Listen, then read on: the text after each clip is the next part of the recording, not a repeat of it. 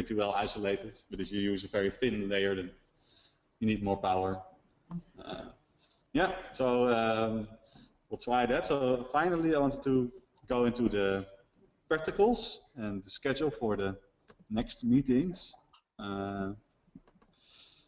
for what's coming up.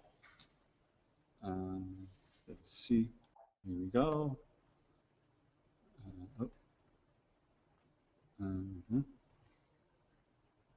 It's the last few slides. What we'll do on Monday and Tuesdays, we're going to start growing microbes and building the machine. You will learn how to work safely with a gas burner.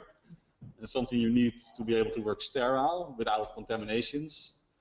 So that's the first skill that you need to work with microbes. Then after that, you have to learn how to make mediums, growth mediums, so nutrients for your microbes. So we'll make those plates that will do sterilization using pressure cookers. Typically, you want to boil something for 20 minutes in a pressure cooker to sterilize a medium. And then we'll pour petri dishes.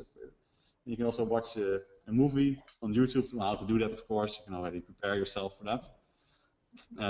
And then after that, we will go into inoculation. So how do you apply a microbe onto a petri dish? You do that by streaking with a very thin tip of metal and following this the lines that I draw on the right side. What's the reason to do it like that? Well, the reason is what you see on the left. We do it in this fashion because then you dilute the microbes while you are moving around on your plate. So suppose you have a tip of metal and you stick it into some kind of nice colony of there, and you start swiping around on the right side.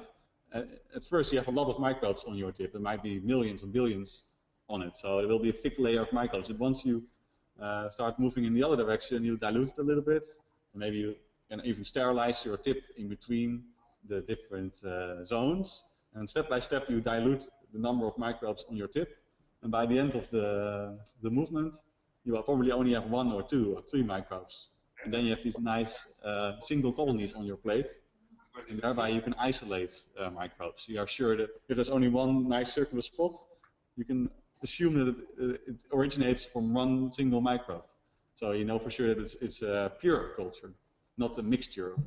Because on the right side it might be a mixture of 10 different microbes, or you don't know because it's all covered.